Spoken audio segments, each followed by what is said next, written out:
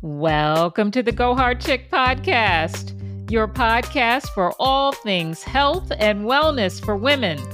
This is your host, Crystal Holmes, and it is my mission to inspire and empower women to overcome stress and prioritize their inner healing for improved energy, health, and confidence. Our focus here at the Go Hard Chick podcast is on the 8 pillars of wellness, which we believe provides a holistic approach to achieving a healthier and more fulfilling life. Join us as we explore a wide range of topics and tools to support you on your wellness journey. Welcome back to the Go Hard Chick podcast. This is your host, Crystal Holmes, and this is episode 132. We're doing something different this time, Go Hard Chicks, because this episode right here is one of my favorites. I mean, they're all my favorites, but this one in particular was one of my favorites, and I felt like we needed to re-release this episode because there is such a conversation that has been happening and brewing all over the place about women who are entering perimenopause, menopause. And so I want to make sure that the new listeners to the Go Hard Chick podcast heard this and didn't miss this gem of an episode. So today we are going to revisit that topic that impacts many women, the evolving landscape of sexual enjoyment, particularly as we navigate through perimenopause and menopause. Joining me in this episode is Dr. Janet Williams, a licensed medical doctor and intimacy coach. Together, we are going to delve into the reasons why some women may find their sexual satisfaction diminishing over time, and we explore practical solutions to reignite that flame. Dr. Williams shares some invaluable insights, offering not only her expertise, but also recommendations on intimacy-enhancing products. So whether you're seeking to rejuvenate your passion or simply curious about the dynamics of women's sexuality, this episode is a must listen. So stay tuned for an enriching discussion that promises to empower and enlighten. Without further ado, let's welcome to the Go Hard Chick podcast, Dr. Janet Williams.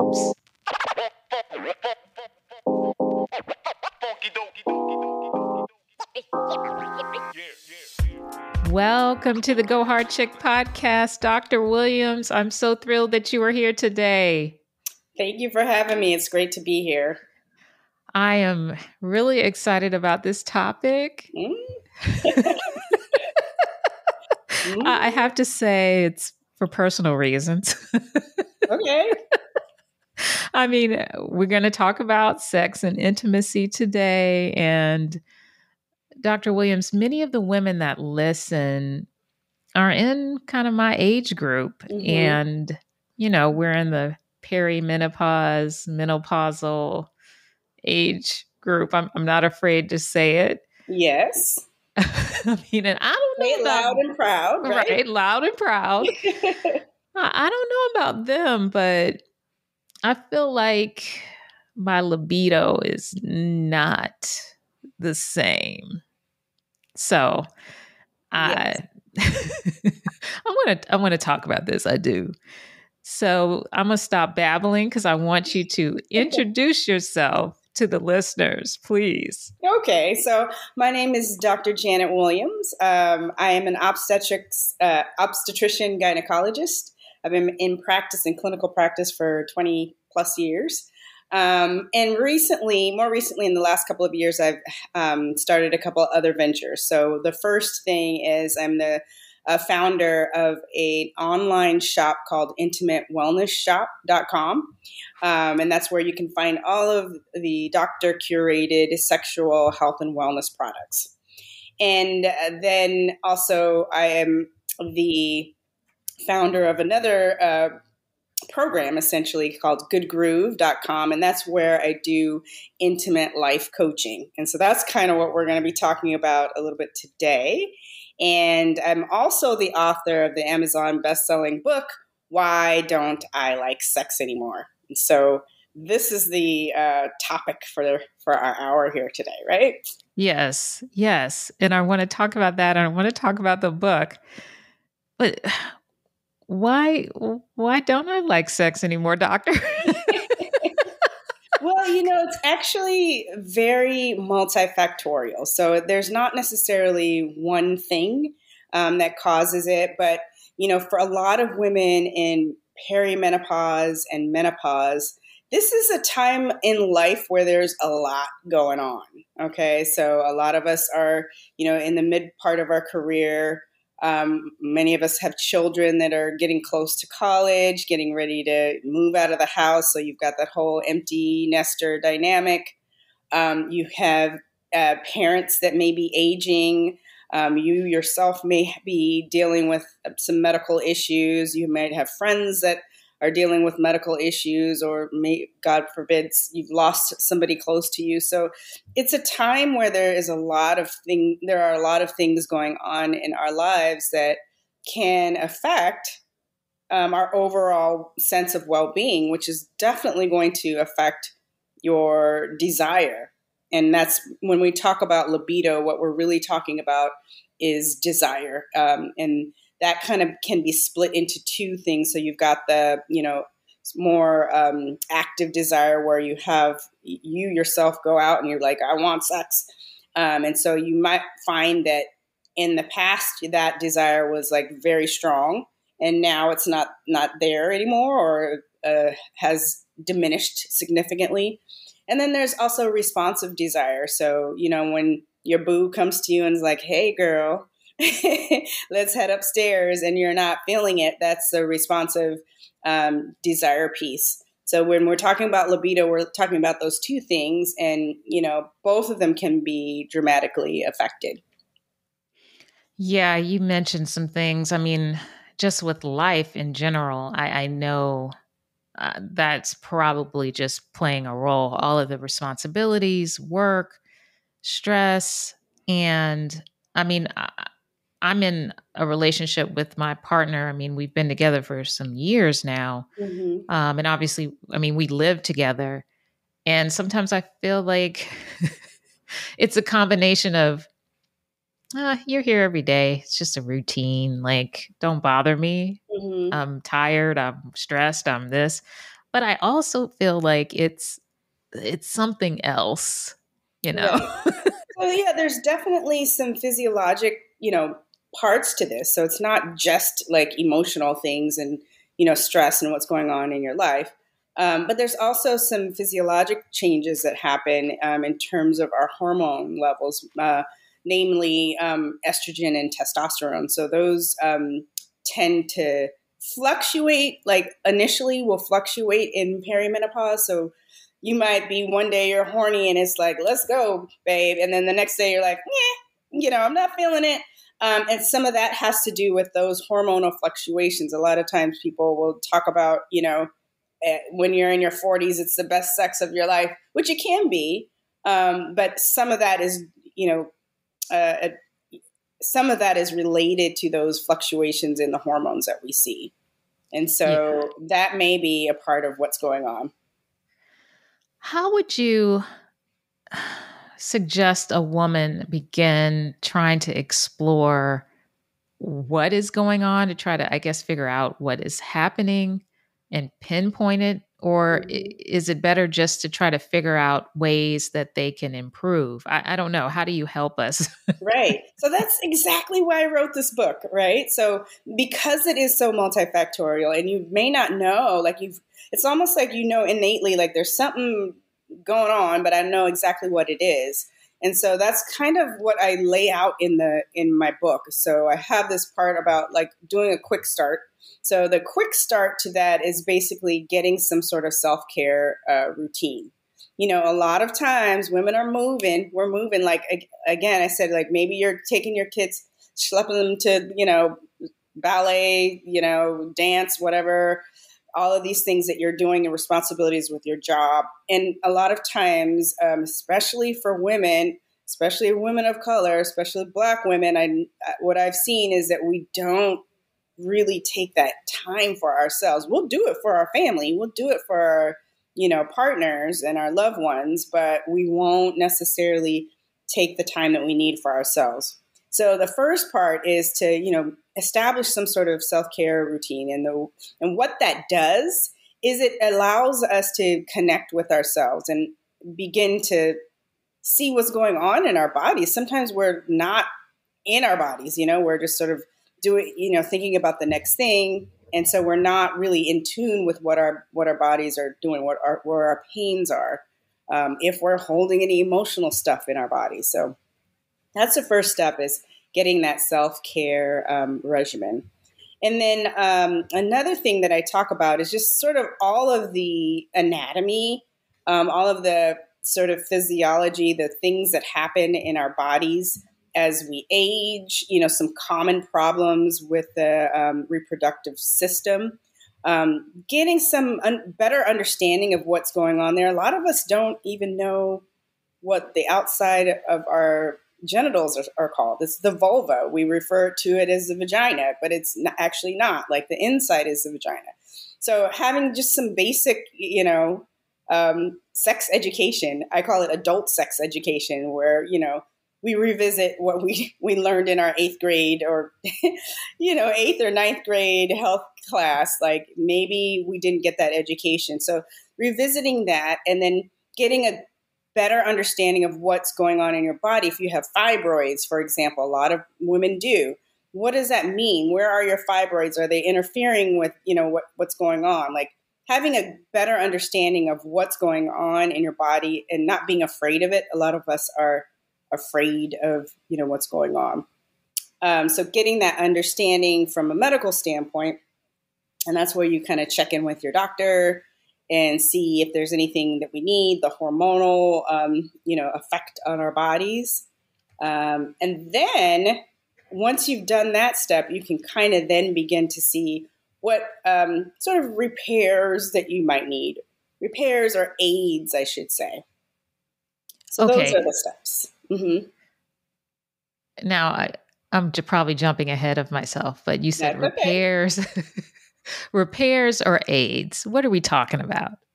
Well, I'm talking about things like, for example, let's say you're having pain or discomfort with intercourse, and we find out that you're having some vaginal dryness. So there's a few options to aid with vaginal dryness. One of the great ones may be some vaginal estrogen or hormone therapy, vaginal hormone therapy.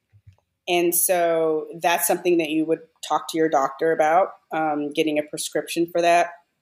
If you didn't want to go that route, or for some reason there was a contraindication or a reason why you couldn't go that route, you might want to think about a vaginal moisturizer. So there's a number of these moisturizers that have high hyaluronic acid in them, which are actually excellent to bring moisture into the cells of the vaginal wall and helps with the suppleness.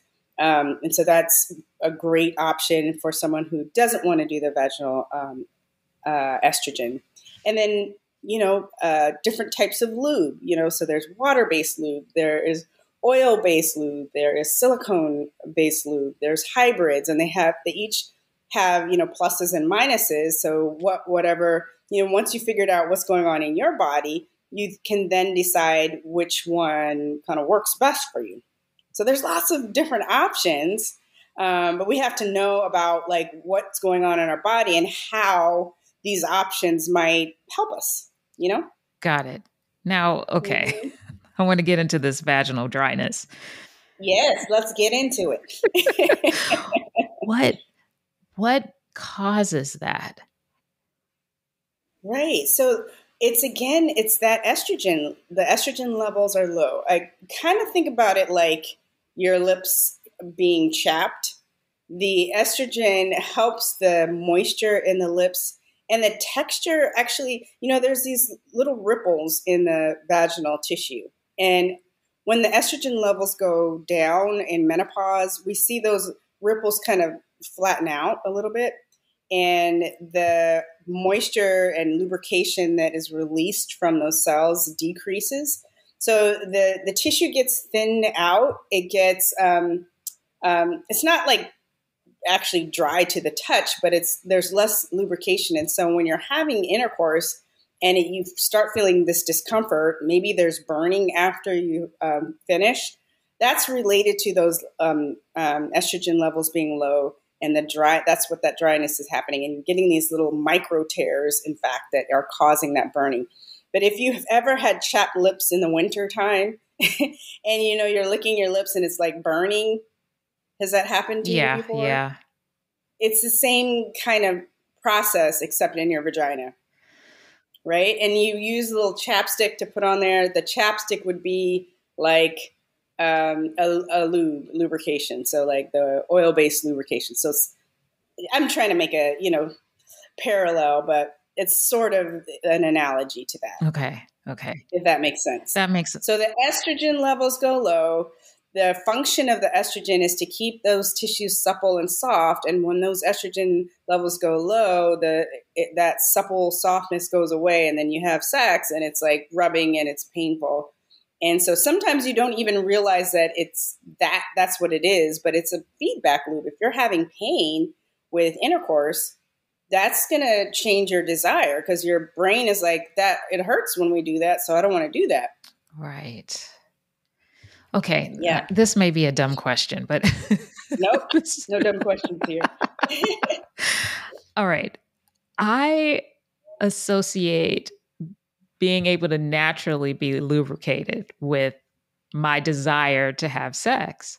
So if I naturally can't do that anymore, or it's hard to do that, then I'm not even going to try. So I'm trying to wrap my head around, like if I using some sort of lubricant, for example, how does that correlate to my desire?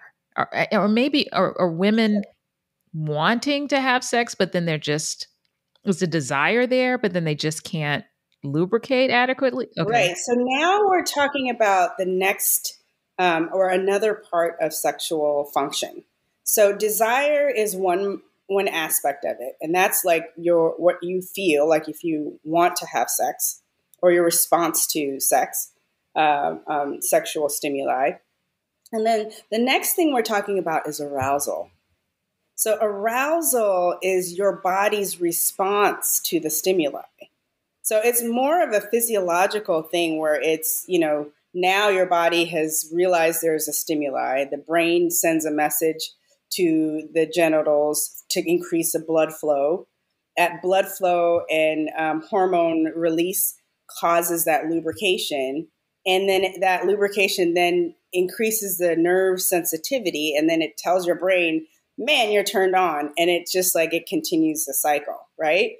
Now, I just had a patient last week who came to me and she said, I don't like having sex. It's just I'm not in the mood. And as we got into it, we realized that her desire was there. The desire was there. And this is what a lot of women actually have. The desire actually is there. They think it's not for the reasons that you're saying, but the desire is there. But her body wasn't responding. And so I prescribed her, this is one of my patients, not in my coaching program, but one of the patients. So I prescribed her an estrogen cream. And then actually, this was like last month. Sorry, not last week. So I prescribed her an estrogen cream. And then I saw her back last week. And she was like, thank you. Like, she was like, it was wonderful. Like, so we got that estrogen cream going, and then now her body was able to respond to the desire and the sexual stimuli. So that's the thing. It's like we've got to figure out what's going on for you. Sometimes it's the desire and the body is fine, right? Sometimes it's a partner. If you have an asshole partner, like sometimes that can affect the desire. So we've got to look at all the different parts and pieces and figure out where, your situation is. And I didn't know there was like an estrogen cream. Mm-hmm, girl. Maybe I need to look into that. Yeah, no, for sure. Talk to your doctor about Yeah, it. because I think for me it may be a combination of desire and arousal. I don't know. Mm-hmm. But I think you're right. I think what you're saying is you have to sit down and kind of unpack it and think about it. Exactly. Yeah. Okay. And the thing is, it's like a lot of times it's a little tweak that you need to make, but you're not going to know that you need to make that tweak unless you're taking the time to, feel and see and observe and, give yourself some care, all of those Yeah. things. And then there's so much shame that's wrapped around all of this stuff that sometimes the shame turns it off and we're like, okay, well, I don't have time to do that right now, or I'll come back to that, or, you feel like you're not worthy. And so that's another piece of it that where we got to like tease that out, so that we can realize like this is innate. Like this is something that I believe is God given. It's like in our bodies exists these points for pleasure. I always quote this: the clitoris has 8,000 nerves in it, and the only function for the clitoris is pleasure.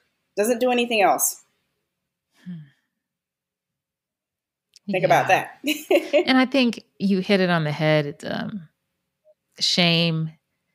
And I think a lot of us, myself included, feel like because we've hit this certain age, we shouldn't be worried with that. There's other things to worry about. We don't deserve that. We're old now, and we're just focused on all the other things going on in life. Like you said, kids, work, aging parents, whatever it may be. And we just don't Mm-hmm. think we deserve it. But I hear what you're saying loudly and clearly now, and it's making sense to me. Like we need to sit down and stop and kind of tease this out and figure out what's going on. Right. And the thing is, like, it doesn't mean that you have to stop having sex. Like, some of it is maybe we tweak it. Like, maybe there's something that needs to change based on what your body's doing at the time. But I always say, like, our bodies are beautiful. Even if there's something, everyone has problems in their bodies, right? I always talk about like if you went to the doctor and you, I don't know, let's say you got a shoulder injury, right? You go in and you're like, doc, the shoulder kind of hurts right here. I don't know what I did. I tweaked it, but I've got pain here. There's absolutely no shame in having shoulder pain. But for some reason, if we come in or we've got pain, pain with sex, like now we're afraid to talk about it. People aren't able to comfortably have that conversation. A lot of times when people do tell me about it, it's like after the end of the appointment, I'm on my way out the door. They're all, also, there's this other one little thing, when that's actually what they really wanted to talk about in the first place. Yeah, so there is the shame around these certain parts of our bodies and their function, which there really should not be. There really should not be. And so, I think that's one thing. And I also think that we need to thank our bodies for the functions that they have done to date, And then you begin to have a different appreciation for it. It's like, wow, if you're a mom, like you've pushed a whole human out of your vagina, like like how can you be ashamed of that? It's something to be proud of, Right.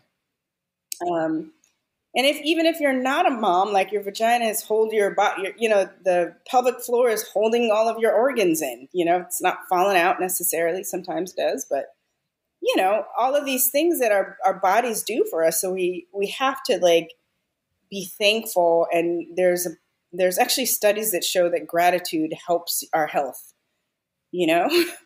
So having gratitude for your body actually is going to help you have a healthier body. Yeah. The other point I'd like to make is that I have patients in their 80s that are still having wonderful sex lives. Now I hear about these women. Mm-hmm. And sometimes I'm like, really? Really? Yeah, really. Because I'm Yep. comparing myself to them. And I'm like, how can this be? Yeah, it can be. It can be. But a part of it is really just like taking that stigma off of yourself, and not tapping out, because people are tapping out. Like, you get uncomfortable. You're like, it doesn't feel good. I don't feel like I want to have sex. I don't think I want to have sex. And then you stop. And there is some truth to, if you don't use it, you lose it. There's some truth to that, because, if you're not, helping your body with, if you have vaginal dryness and you need estrogen, you're not doing estrogen, it's going to, things will kind of shrink, get tight, more painful. So, but even with that, like, let's say it's been 10 years since you had sex, you can bring it back around. I have a client right now who, it was actually 20 years since she had last had sex, and now she's in a relationship and the desire is there. But one of the things we're working on is getting the arousal to respond more. Wow. Okay. All right. Mm-hmm. Yeah, I think many of us have tapped out. Well, come on, ladies, tap back in. There's hope, ladies. There's hope. There's hope. Yeah. Now, I've got a question. Do you have tips on how we can? I struggle with sometimes explaining to my partner the changes that I'm going through, because we've been together so long. He knew me when I was, hot and ready. Well, now I'm not so ready anymore. And trying to explain has been difficult. Yeah. I was actually thinking about doing a perimenopause and menopause course for men to help them to understand. But again, this really boils down to you understanding what's going on with your body. When you get a good understanding of that, then you're able to discuss it with your partner. Like, hey, this is, because a lot of women don't understand what's going on with their bodies. And so how can you explain to your partner? How can you tell them tips? Like, if you don't understand your own situation, right? So I think that's the key, is to like have the individual understand what's going on and be able to explain it clearly. And it's not anyone's fault. Like, it's not your fault that you don't know this. Think about it. Where have you ever gotten any education about it? Nowhere. You're right. No one talked about this. No one prepared me for perimenopause. Like, right. And chances are, when you went to your gynecologist for your routine, visit, especially with corporate medicine the way it is, they probably had 2 or 3 patients booked in the time slot that you were there.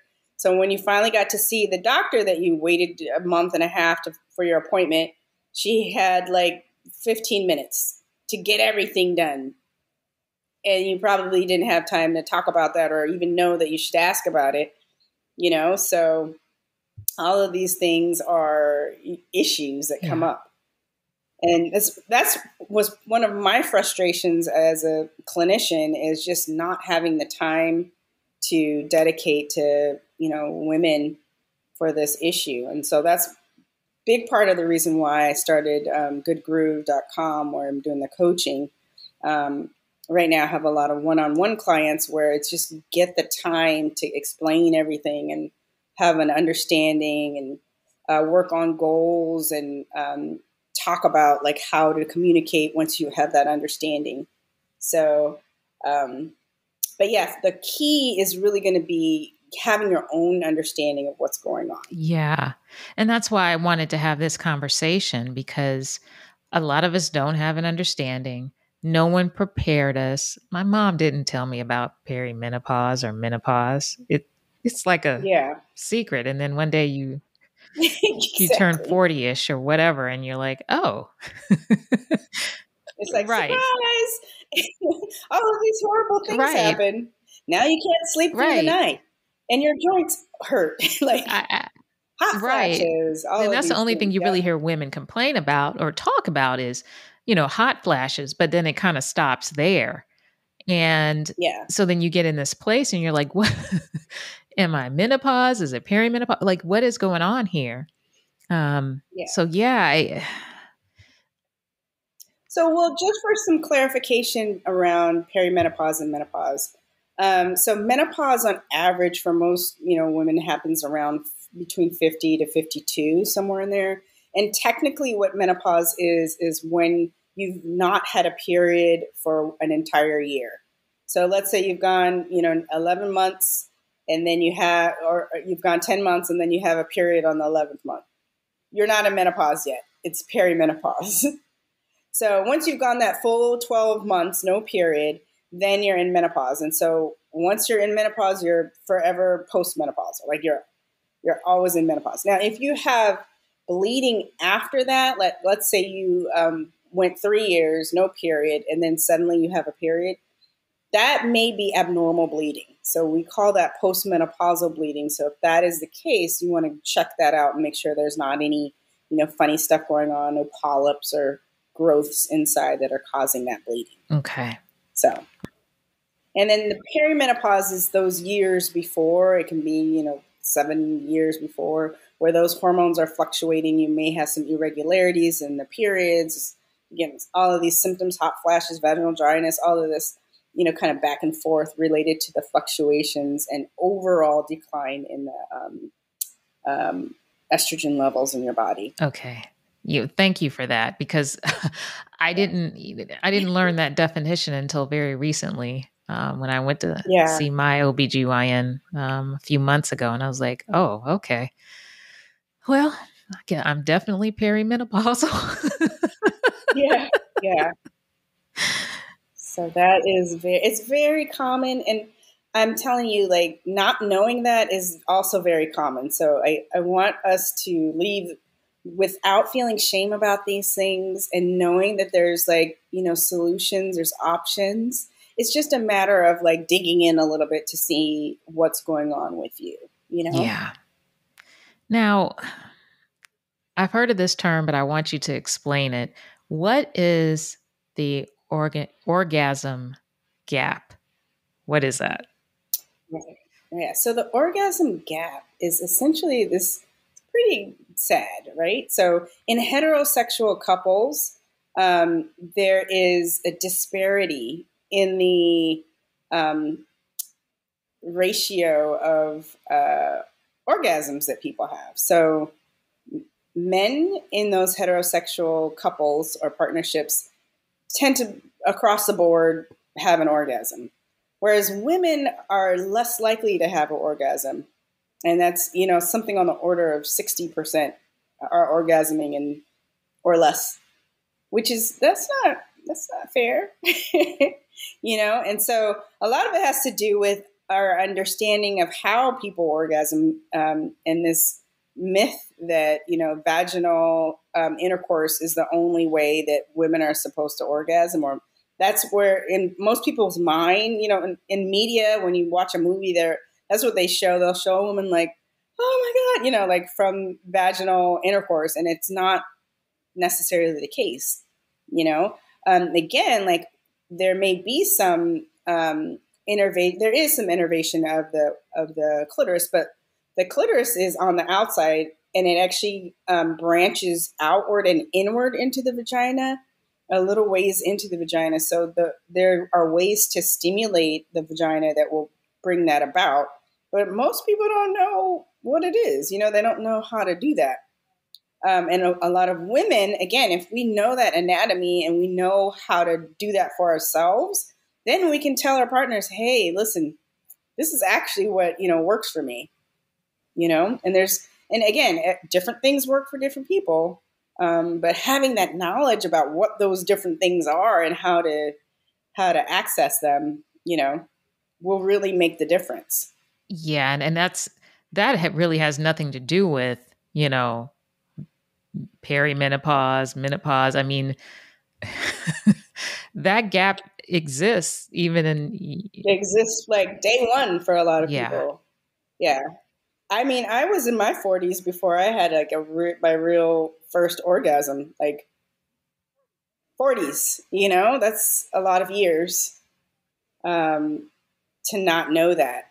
I grew up a very conservative Christian background, didn't get much of an education on reproductive health from my healthcare parents. They were both like my dad is a physician and my mom is a registered nurse. And I didn't get any of that education, no education on pleasure. I went through medical school, residency training in OBGYN. There wasn't any education on pleasure, like zero. So don't feel bad if you don't know this stuff. I had to I started seeing lots of patients, 30s, 40s, 50s, having problems with sex and asking me, what do I do? And I didn't know. So thankfully now there's a little bit more research taking place around these issues for women. A lot of that stemmed from Viagra. And once they they got the stuff going for Viagra, then all of these men and their women partners were like, well, what do we do for the women? And that's really where the research behind sexual medicine for women began, is unfortunately after, the men's stuff took off. So, but the good news is that we now have some of that research coming out, and we're starting to be able to support women a little bit better in this area. Okay, good. Now, you mentioned when we started that you have a website, Intimate Wellness Shop. Tell us, I'm curious. Now, I'm gonna be honest, Doc. I'm a bit of a prude, so yeah, I've never really tried anything. So I'm curious. I want to know why somebody like me, or how someone like me, can get over being such a prude. And just tell us about your website and what you have to offer, and what somebody like me could. So that's kind of precisely why I set up this website, because it kind of includes all of the things that are related to wellness, and we try to make it in a kind of clean, simple format, so you're not getting on there and seeing all this crazy if you go to some toy sites, it's in your face and okay, and not everyone is that comfortable with sex and sexuality. And so on the site, it has a little bit of everything. And the idea is this is not this shouldn't be salacious. This is just a part of life, right? And so on there, we've got basic, maintenance type items on there. We've got moisturizers and feminine washes, some beauty items, things like that in the basic maintenance care, things for oil, dry brushing and, kind of your self-care type of items.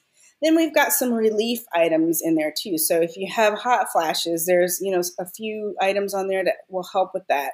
If you have vaginal dryness, or there's like I said, talked about certain lubrications. We talked about, there's another product called Julva that helps. It's an anti-aging cream for the vulva that helps with some of that discomfort as well. There is a device called the V-Fit that uses red light technology in the vagina to help with blood flow. There's a lot of different options on there for relief of certain, common problems that we see. Some supplements, all kinds of things. And then there's an intimate play section where it has, where we've got information. So there's books on there on what to do and what is anal sex, for example. If you want information, there's some areas that you can go to. You can buy a book comfortably and not feel any type of way. It's very discreet and comfortable. Then there's toys. We've got toys and lubrications, all the different types of lubrication, aphrodisiac candies, fun stuff on there that you can choose from, and descriptions on what everything is, and I have in there doctor's notes, like why is it that I like this product? Because these products have been curated by doctors, so you can get an idea. And there's a number of products that are actually created and made by doctors. So I have a separate category for those, so you can kind of see, what are the things that the doctors have made. So that's how it's sort of divided up. And there's also a section for him. So if you're a man, or if you or have a partner that's a man, you can kind of use that section as well. And there's some overlap, some of the things are for both genders, but okay. Yeah. I love that. So I've got to go back and explore the website. I got to get over my prudeness. Yeah. I mean, the thing about it is it's discreet, and it doesn't feel like racy. If you go on there, it's real cool and calm. Just like if you were to buy a facial moisturizer, same thing, Yeah. That's a great way to look at it. I think, I mean, I love this conversation because you started off with, developing the self-care routine, that mindset. Mm-hmm. And I think that is so important. So I love that. I love that. Now, tell us, you obviously are an intimate life coach. What kind of services do you offer? What can someone expect that comes to see you for your services? How do you help us? Right. So at the moment, I'm just doing one-on-one coaching, and the program tends to be at least a 3-month program. And so we're meeting to kind of, number one, define what your goals are. And we go through the different areas of sexual function and figure out what, areas you need more information on. And then there's a big part of it that's education around what our bodies normally do, what are some of the common problems that we see. Then we talk about like things that you didn't know about orgasms, the different types of orgasms. A lot of people didn't know there's more than one type. And we talk about not only the modern medicine take on it, but some of the, traditional and cultural takes on it, like Taoism and how they describe sex, and, the Karma Sutra and all of those things, and how all of those things, there's some overlap there. And depending on what your situation is, we can talk about, herbs, like traditional herbs, and what people did in those cultural practices versus, what we do in modern medicine, and just create a more fuller understanding of sex and sexuality, like the traditions. And then once we have that understanding, then we can start picking and choosing, the things that are interesting to us and applying those in order to reach the goals that you have for yourself. Okay. So, right now this program is a one-on-one program. In 2023, probably late January, we're going to be doing a group program, which is also a nice option because there's a sense of community with those programs. So that's coming soon as well. Okay. Now you coach women. I coach women. Okay. Yep. Do you ever bring in their partners in the coaching environment to try to help your clients? I haven't yet, but it may be like an add-on module that I offer. I've been thinking about doing that, but probably would do that after some of that initial education so that it could be specified for that person. But that's definitely something that I had thought about doing some sort of education around, especially with the perimenopause and, helping that understand that transition. Right. And do you work with both homosexual and heterosexual women? I'm open to it. I haven't to date worked with any homosexual women in the coaching program, but it's certainly something that I could do. Okay. Yeah. That, in fact, as a little information regarding the orgasm gap for lesbian couples, that orgasm gap is not there. It's just not, because the woman understands the woman's body, and so that's interesting. That's why I said with the orgasm gap, we're talking about heterosexual couples. So, yeah. So I think lesbians might have a little leg up because they're like, you know what? We know what's going on. Right. You know? And the men clearly don't. No. Yeah. I mean, and the thing is, it's not any fault of the men either because they don't go to a class on how to, they don't know anything about anatomy outside of what the boys told them or what they have actually encountered. And that's going to be biased because, like, even if a guy has been, with lots of women, there are 3.5 billion women on the earth. Like, that's just, it's not all women, whatever population of women that person has been with. So even if they have like experience, it doesn't necessarily apply to every woman. Yeah, that's true. That's true. So we got to let the men off the hook a little bit, I guess. Yeah, I mean, we gotta, they assume that they know, but they don't really have an educate. For the most part, there's not a class where they go to, when they turn 13 and say, hey, this is how you please a woman. They've probably learned that they're supposed to use condoms and how not to get a woman pregnant. But there's nobody talking about how to please a woman. Yeah. And I think you're right, because you mentioned if we don't know it ourselves as women, then we can't really guide them or help them. And I think a lot of us women, we don't want to be viewed as, I don't know, loose or promiscuous. So we haven't really explored that. Mm-hmm. And so we don't know how to show our partners what to do or how to do it or what, Right. So we got a lot of work to do. Right.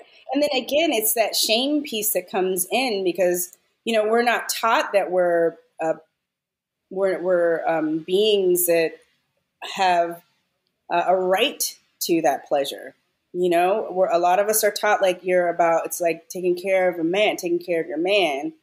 Like, but our pleasure is not a priority in our society. It's just not.